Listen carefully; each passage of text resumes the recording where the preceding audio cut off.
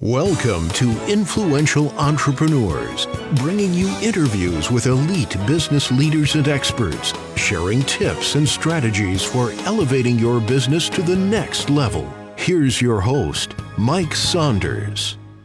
Hello and welcome to this episode of Influential Entrepreneurs. This is Mike Saunders, the Authority Positioning Coach. Today we have with us Dave Barr, who's the founder of Barr Asset Management, and we'll be talking about transitioning from accumulation to income generation. Dave, welcome to the program. Thanks for having me, Mike. Hey, you're welcome. So I want to learn all about how you're guiding your clients into these kind of phases. But before we dive into that, give us a little bit of your background and how did you get into the financial services industry? So in my early to mid 20s, I was a blue collar worker. But I had an opportunity that came to me sort of out of the blue to get into the financial services world just short of my 25th birthday. And I found it was a very interesting idea. And I was interested in bettering myself financially, of course. I think everyone is. But the thought came to me when the opportunity presented itself. I thought, well, maybe others might have some interest in doing that, and I could be helpful to them. So I got started just short of my 25th birthday, and that was a little while ago. So yeah, time goes fast. You know, you look back and go, wow, it's been that many years, but time just clips along. And it's interesting that you use that example of you wanted to learn yourself. And sometimes when you are so excited about something and interested, it becomes top of mind. You start telling different people, and it probably became very natural for you to go, well, yeah, here's what I'm learning, and here's what people should be considering with their finances and investments. And then probably just one thing led to the other, kind of built out, right? That's very close to exactly the way it went. So, yes. Yep, that was my suspicion. So we're talking today about transitioning from accumulation to income generation. So obviously, accumulation is the years that people are building and growing their money. Is there a specific age frame that you recommend your clients say, okay, we're going to have you accumulate and grow money from this age to this age before we start making that shift? Well, obviously, the sooner you start, the better. If you look at the growth curve on a compound interest chart, the line gets exponential after about 30 years. So the sooner you start, the better. But candidly, most people are somewhere in their late 30s to early 40s before they really get serious about it and get started. So, and then that process continues as long as they're working, earning, and have the ability to put money away and invest and so forth. Yeah, I guess you would call that, that's just how we're wired, or human nature. Yes, We all, it's kind of like, retirement is a faraway place called someday I'll, it's like, oh, someday I'll do that. And someday I'll start planning for retirement. And about the time that people start feeling maybe an extra ache or pain or two, that's when they start going, man, yeah, I need to start thinking about retirement. And, so I think that's a great point there. So talk a little bit about how this financial shift happened from transitioning from accumulating that wealth to generating income during retirement, because there has to be, it's not really like a, 5, 4, 3, 2, 1, boom, we're going to change. It's got to be a little bit of a gradual thing, right? From accumulating to then starting to shift to generating income. Well, it is. There's an analogy that's often used, and it may not be new to anyone listening to this, but preparing for retirement is like going up a mountain. But the goal is not really the peak or the summit where but the goal is actually getting back down the mountain safely. So in other words, the goal or the peak is when you've accumulated that pile of money, but then what do you do when you get there? You've got to figure out how to take that pile of finances that you have and learn how to distribute it to yourself in an economical way, but also meet your goals and dreams and that sort of thing. So when you go from accumulating to distributing your wealth, the whole situation is reversed. You're young, you're working, you're earning, you're putting away a relatively small percentage of your income to save toward the goal, if you will. But after you get to the goal, the date, the age 65, 70, whatever your end date is, or start date, if you will, for retirement, then you've got to learn how to take those assets and turn them into income that satisfies your needs and wants. And yet you have to do some precautionary planning so you don't run out of it. Yeah. That's a mouthful right there. And I think we could probably do about a 3-day weekend seminar on that one statement. How do you make sure you don't run out of money? Well, first of all, you need to understand how much money you're going to need every single month in retirement. Mm-hmm. And I would suspect that you become almost like a life coach of sorts, where you're sitting down with the client going, well, what does retirement mean to you? And are you going to travel all the time? You're going to play golf all the time? You're going to start a nonprofit? But you have to articulate that to go, okay, now that we've seen now what you want your retirement to look like, what's that going to require money-wise? So that then you can put the pen to paper and make sure you don't run out of money, which of course there's a big unknown of how long we're going to live. We don't know that. The Lord calls us home when he calls us home, but we don't know the age we're going to live to, but you can make some good calculations. What are you doing with your clients to help them kind of start to really bring that into clarity? Like, how much are you really going to need in retirement? What are you going to be doing in retirement? Well, the fact of the matter is when you get started, and theoretically, based on the dates that I gave, retirement is somewhere in the neighborhood of 3 decades away for most people from when they start. Well, it's an impossibility to project with accuracy what the situation is going to be at the time. Tax laws change. I understand that currently we're looking at a situation where the current administration wants to make Social Security not taxable, a number of different things like that. And yet we know this. We get a new Congress every so often, and those laws change. So we do not know 3 decades in advance what the tax picture is going to look like. We don't know what inflation will be like. We know there will be inflation. There's no way of getting around that. So what you have to do is start with, what can you save? Save as much as you can, as soon as you can, and pick investment strategies that are most well suited to the way you see the world. Some folks just have to sleep well at night. Other folks say, you know what? It's a long ways off and I can handle it. Whatever risk there may be. So, but once you get to retirement, longevity that is one of the biggest risks that we faced, is longevity. Everyone's life expectancy is somewhere in the neighborhood of 80 to age 85, but it's nothing anymore to hear of people who are turning 90, and everybody knows of someone who's 100 plus. My father, to age 97. My mother, who is still with us, is 104. Wow. So you have to plan for those. What is the eventuality going to be? How do we make our money last as long as we do? Because no one wants to be a problem in their old age, right? Yeah. Doesn't it sound weird to say longevity is a risk? Because you're like, that's a good thing, but it really is a good thing. But then it presents extra additional layers of planning.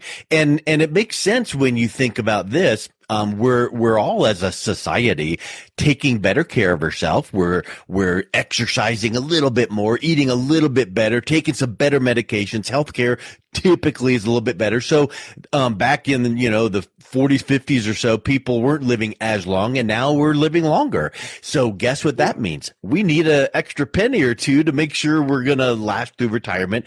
And then you layer in the statistic that research shows that women live longer than men. So how do you work with your clients to help them understand that longevity, and then also the staggeredness, to make sure that maybe the female is taken care of because she might live a little bit longer than the man?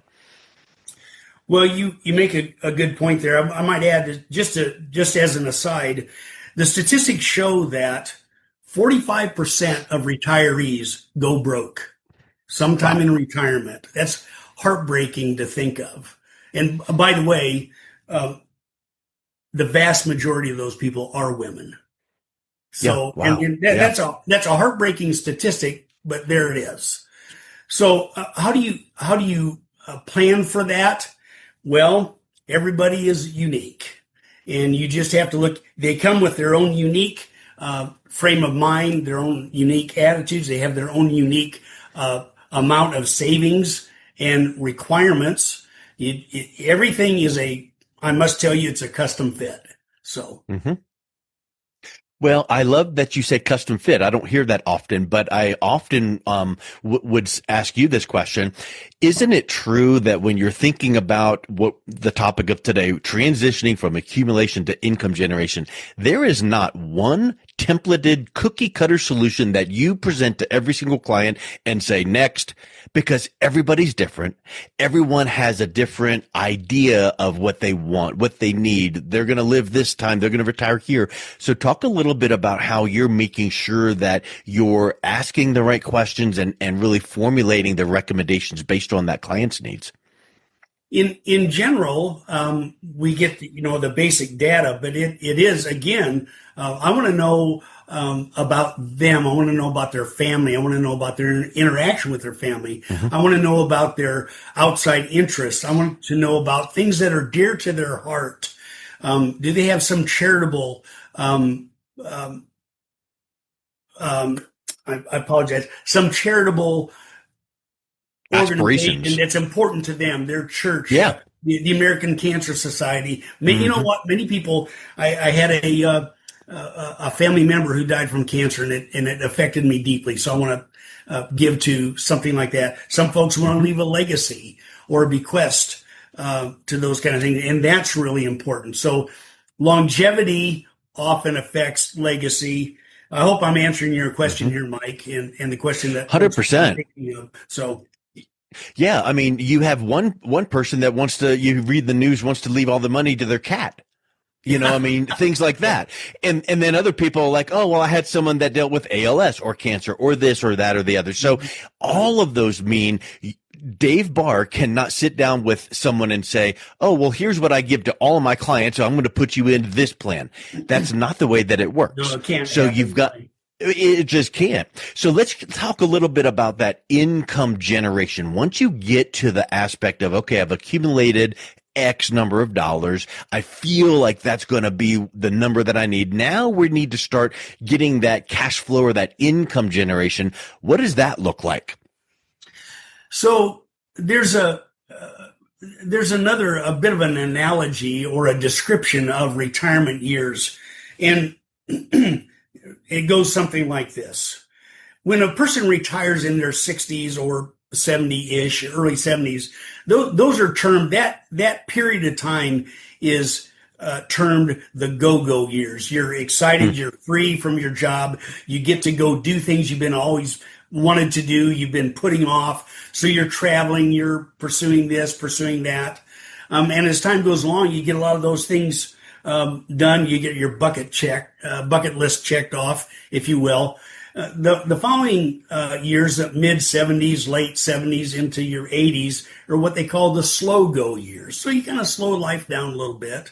And it isn't that you'd never do anything again. You still play your golf and you still travel and go see somebody. You just don't do it as much or as often.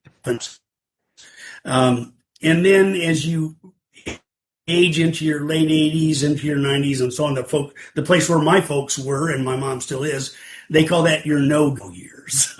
Yeah. Okay, those folks live very quiet, reserved lives, and so to think about where is the largest piece, if you will, of finances needed, it's early on, and yet, because of the cost of care as you get older, which is something that older people experience, I know a lot of us will, that needs to be provided for too. That's not inexpensive by any means. It's easily $7,000, $8,000, $10,000 a month for people that need full blown care. So. That again, I kind of tongue in cheek said, oh, that topic would be a 3-day conference on the weekend.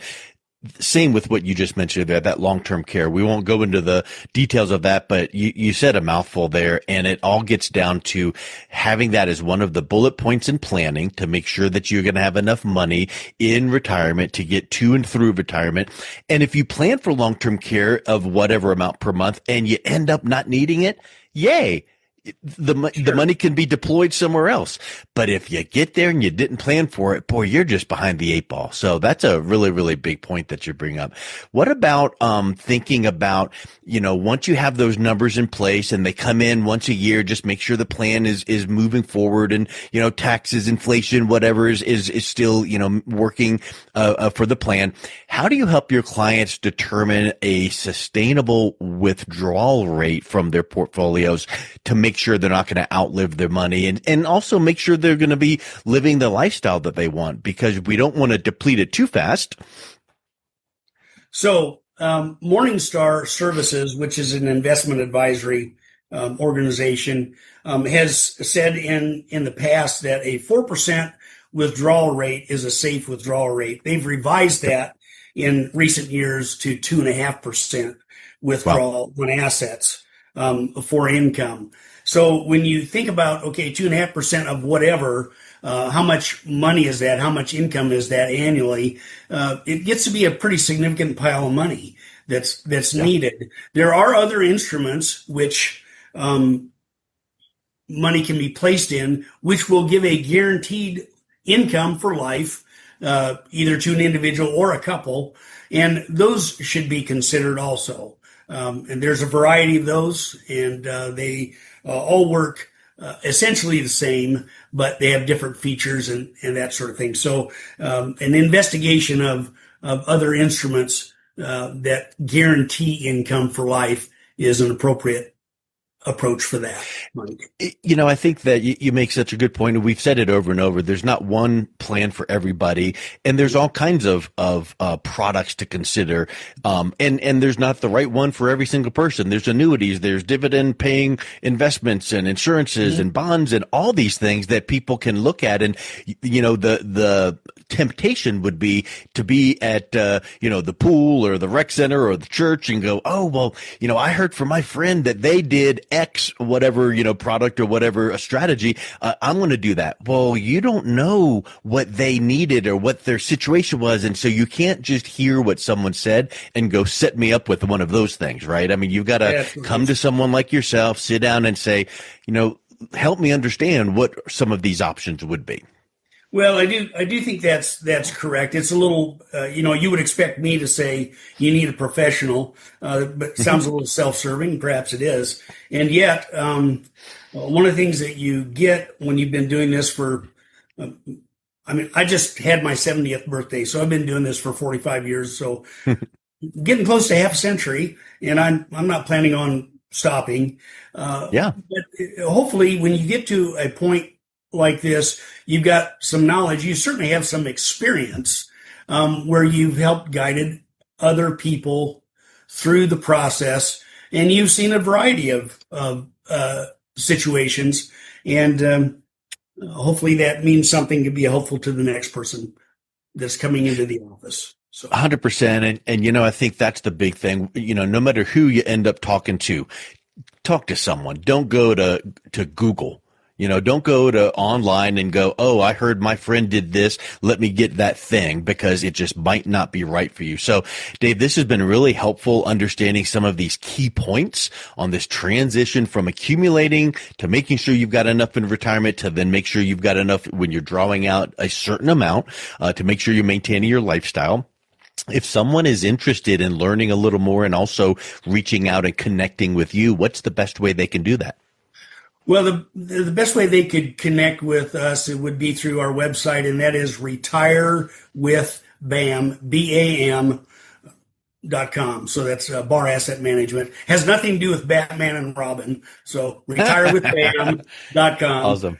And our email is there. We have a contact page. Phone number is there also. So feel free to do that. Excellent. Dave, thank you so much for coming on. It's been a real pleasure chatting with you. Mike, thanks very much. Appreciate it. You've been listening to Influential Entrepreneurs with Mike Saunders. To learn more about the resources mentioned on today's show or listen to past episodes, visit www.influentialentrepreneursradio.com.